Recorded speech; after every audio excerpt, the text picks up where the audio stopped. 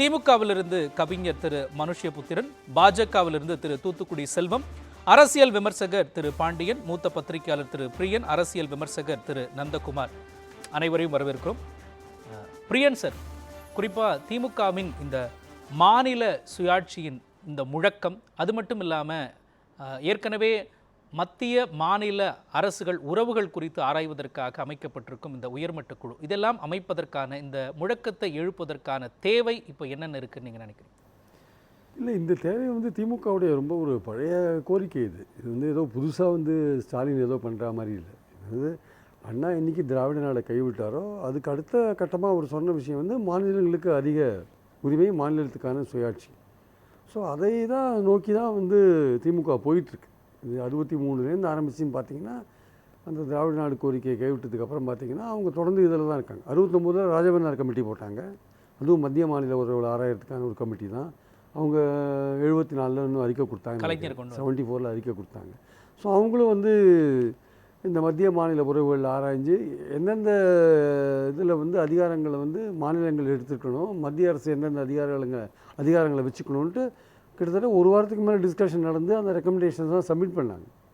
So அதுக்கப்புறம் பார்த்தீங்கன்னா 1980 திமுகவும் காங்கிரஸும் கூட்டணியில் இருந்தாங்க. கூட்டணியில் இருந்தபோது தான் 1983 சர்க்காரியா கமிஷன் போடப்பட்டது. ஆக்சுவலாக அதில் பார்த்தீங்கன்னா மறுபடியும் கவர்னரோட ரோலு, யாரை கவர்னரை அப்பாயின் பண்ணணும், 356 பயன்படுத்தணுமா வேண்டாமா, இன்டர்ஸ்டேட் கவுன்சிலுக்கு என்ன மாதிரி பவர்ஸ் கொடுக்குறது, மாநிலங்களுக்கும் சென்ட்ரல் கவர்மெண்ட்டுக்கு என்ன மாதிரி உறவுகள் இருக்கிறது, இந்த மாதிரி விஷயங்கள்லாம் அப்போ காங்கிரஸும் திமுகவும் கூட்டணி இருந்த சமயம் 85 அந்த ரேஞ்ச். அதுக்கப்புறம் தான் கொஞ்சம் உறவுகள் அவங்களுக்குள்ள இதாச்சு. அதுக்கப்புறம் நீங்கள் பார்த்தீங்கன்னா 2007 யூபிஏ கவர்மெண்ட், அப்போது திமுக அதில் இருக்குது, பூஞ்ச் கமிட்டி போட்டாங்க. அதுலேயே 356 பயன்படுத்துறதை பற்றின விஷயங்கள், மறுபடியும் இன்டர்ஸ்டேட் கவுன்சிலு, அப்புறம் எந்தெந்த விஷயம் கன்கரண்ட் லிஸ்ட்டில் இருக்கிற சப்ஜெக்ட்ஸுக்கு ஸ்டேட்டுக்கு மோர் பவர் கொடுக்கறது போன்ற விஷயங்கள்.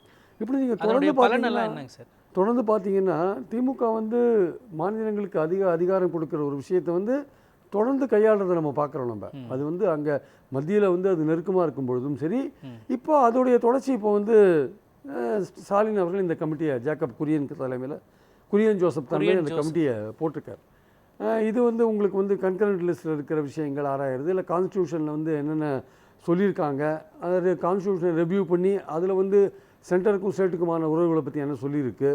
அதே மாதிரி பார்த்தீங்கன்னா சப்ஜெக்ட்ஸ் ஏற்கனவே ஸ்டேட்லேருந்து கன்கரண்ட்டுக்கு மூவ் ஆனது எப்படி திருப்பி ஸ்டேட்டுக்கு கொண்டு வரது, எஜுகேஷன் போன்ற விஷயங்கள் வச்சுக்கோங்களேன். இப்போ கோஆப்ரேஷனே அவங்க தலையிட்டிருக்காங்க, கூட்டுறவு விஷயங்களையும் சென்ட்ரல் கவர்மெண்ட் தலையிடுறாங்க.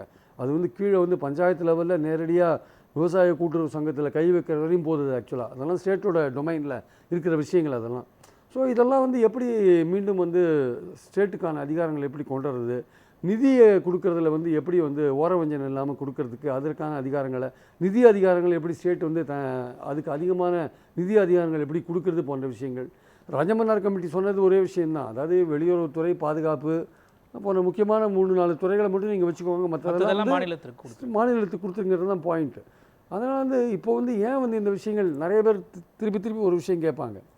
அதாவது மத்தியில் திமுக ஆட்சியில் இருக்கும்பொழுதெல்லாம் கண்டுக்கிறது கிடையாது, அதை பற்றிலாம் கண்டுக்கிறது கிடையாது, இந்த மாநில சுயாட்சி அதிகாரங்கள்லாம் கண்டுக்கிறது கிடையாது அப்படின்ற ஒரு விஷயத்த சொல்லுவாங்க.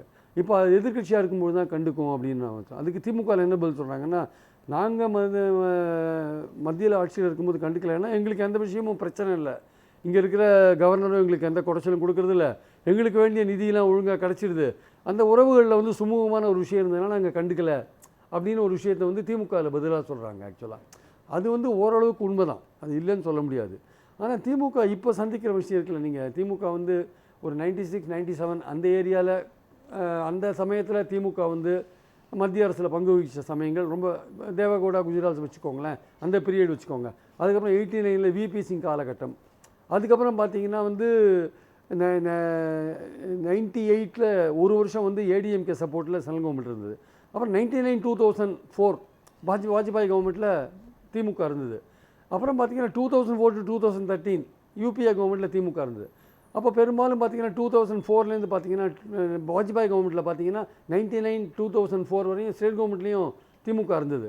ஸோ அங்கே ஸ்டேட் கவர்மெண்ட்லேயும் திமுக இருக்கும்போது, அங்கேயும் மத்தியிலையும் ஆட்சியில் பங்கு பெறும்போது இதுக்கான உரிமைகளை பெற்றுக் கொடுத்துருக்கலாமே அப்படின்ற மாதிரியான விஷயங்கள் வரும். அப்போ தான் இந்த கமிஷன்லாம் போடப்பட்டதுன்றது ஞாபகம் வச்சுக்கணும். இந்த காலகட்டங்களில் பார்த்தீங்கன்னா கமிஷன்லாம் அப்போ தான் போடப்பட்டது ஞாபகம் வச்சுக்கணும். ஆனால் திமுக எதிர்கட்சியாக இருந்து மத்தியில் வந்து இதுக்கு முற்றிலும் மாறான ஒரு கட்சி ஆட்சியில் இருக்குது பார்த்தீங்களா, அது வந்து இப்போ தான் நடந்திருக்கு. அந்த 98 வந்து நடந்தது, ஒரு வருஷம் நடந்தது.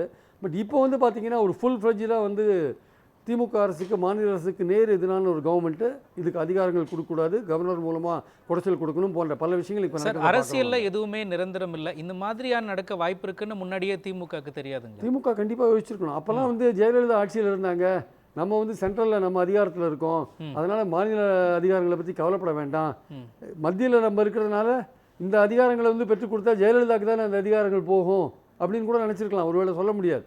எதுக்கு மாநில அரசுக்கு ஜெயலலிதா ஆண்டு கொண்டு இருக்கும்போது மாநில அரசுக்கு அதிகமான அதிகாரங்கள் அப்படின்றது அது அரசியல் ரீதியான ஒரு பார்வை.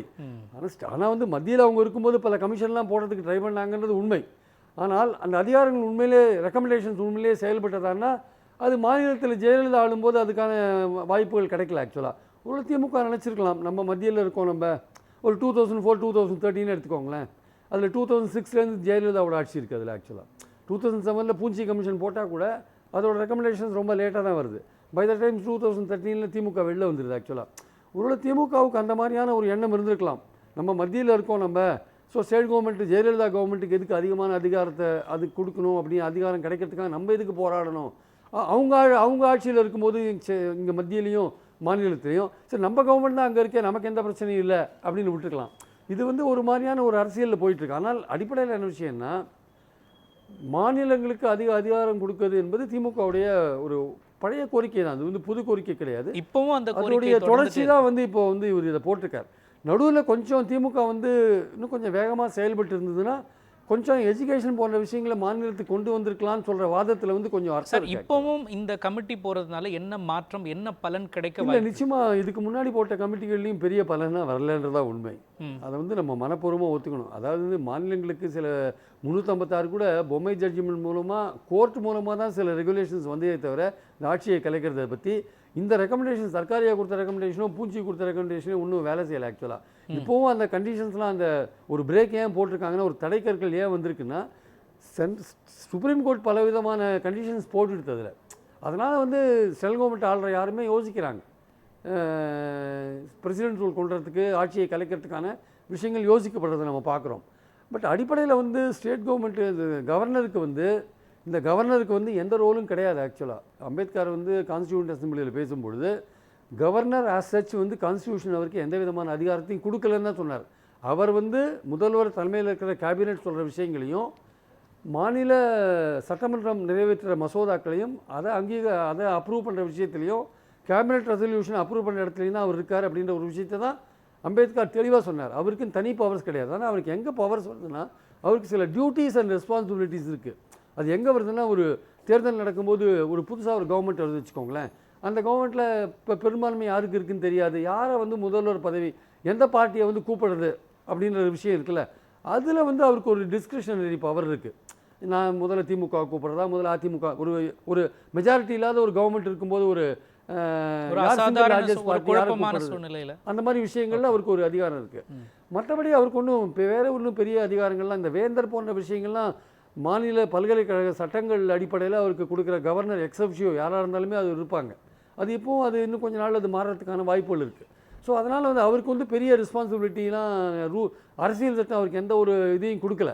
அதுதான் உண்மையான விஷயம். அதனால் ரப்பர் ஸ்டாம்புன்னு இப்போ நேற்று சொன்னார் பார்த்தீங்களா, யார் முதலமைச்சர் அவர்கள் சொன்னார்ல, அது முக்கால்வாசி கரெக்ட் தான், 99% அது கரெக்ட் தான். ரப்பர் ஸ்டாம்ப் தான். அவர் இப்போ சுப்ரீம் கோர்ட் இந்த ஜட்ஜ்மெண்ட் என்ன சொன்னாங்க, நீங்கள் மாநில அரசுக்கு வழிகாட்டியாக இருக்கணும்னு சொன்னாங்க. ஆர்.என். ரவி வழிகாட்டியாக இருக்கார், திசை மாற்றி காட்டுறவராக ஒருத்தராக இருக்கார், தவறான திசைகளை காட்டுற ஒருத்தராக தான் ஆர்.என். ரவி இங்கே செயல்பட்டு இருக்கார். அதனால் வந்து மாநிலங்களுக்கு அதிகாரம் என்பது கவர்னருடைய அதிகாரங்களையும் குறைக்கிற மாதிரியான விஷயம். அந்த டிஸ்கிரிஷனரி பவர்ன்றது வந்து பேக்கெட் வீட்டோலாம் கிடையாதுன்ட்டாங்க. பேக்கெட் வீட்டோனா உங்களுக்கு வீட்டோ அதிகாரமே எதுவுமே கிடையாதுன்னு சுப்ரீம் கோர்ட்டே சொல்லியாச்சு. இப்போ ரெக்கையெல்லாம் வெட்டியாச்சு. ஆனால் ரெக்கையெல்லாம் வெட்டினா கூட ஆர்.என். ரவி என்கிற பறவை வந்து இன்னும் தனக்கு அதிகாரம் இருக்கிறதா மாதிரியான ஒரு சுச்சுவேஷனை காமிச்சிட்டு இருக்காங்க. இங்கே ஜனாதிபதிக்கே டைம் ஃப்ரேம் ஃபிக்ஸ் பண்ணிட்டாங்க சார் இங்கே இந்த கேஸில். அதனால் அதாவது இந்த விஷயங்கள்லாம் நடக்குமான்னா இதுவரையும் போட்ட கமிட்டி எதுவுமே இந்த சென்ட்ரல் ஸ்டேட் ரிலேஷன் ஆராய்ஞ்சு கொடுத்த அறிக்கைகள் வந்து செயல்படுத்தப்படலைன்றது அடிப்படையான விஷயம். ஆனால் இந்த கமிட்டி வந்து செயல்படுத்தப்படுமானா அதற்கான முயற்சிகள் ஒருவேளை 29 இந்தியா கூட்டணி ஏதாவது ஆட்சிக்கு வந்து அப்போ வந்து இந்த கமிட்டியோட ரிப்போர்ட் கொடுக்கப்பட்டு அப்போ ஏதாவது திமுக சீரியஸான விஷயங்கள் இறங்கி பண்ணினாங்கன்னா தான் உண்டே தவிர, மற்றபடி கடந்த காலத்தோட அனுபவத்தை பார்க்கும்போது இதுவும் ஒரு பெரிய அளவில் ஒன்றும் நடக்கலைன்றதான் உண்மை. கமிட்டிகள் போடப்பட்டது உண்மை, பெரிய அளவில் காரியங்கள் நடக்கலை உண்மை. எஜுகேஷன் மத்திய அரசு கீழே மாற்றின்னு இருக்கிறது வந்து ஒரு பெரிய விஷயம். அது கன்கரண்ட் லிஸ்ட்டில் இருக்கிறது பெரிய ஆபத்தான விஷயம், மாநிலங்களுக்கு ஆபத்தான விஷயம். அதை முதல்ல மாற்றணும். எந்த கவர்மெண்ட் இது இந்தியா கூட்டணி 29 ஆட்சிக்கு வந்தால் முதல்ல அந்த கன்கரண்ட் லிஸ்ட்டில் இருக்கிற அந்த எஜுகேஷனை ஸ்டேட் லிஸ்ட்டுக்கு மாற்றணும். அதை மாற்றினாலே ஒரு பெரிய விஷயம் என்பது என்னுடைய கருத்து. ஓகேங்க சார்.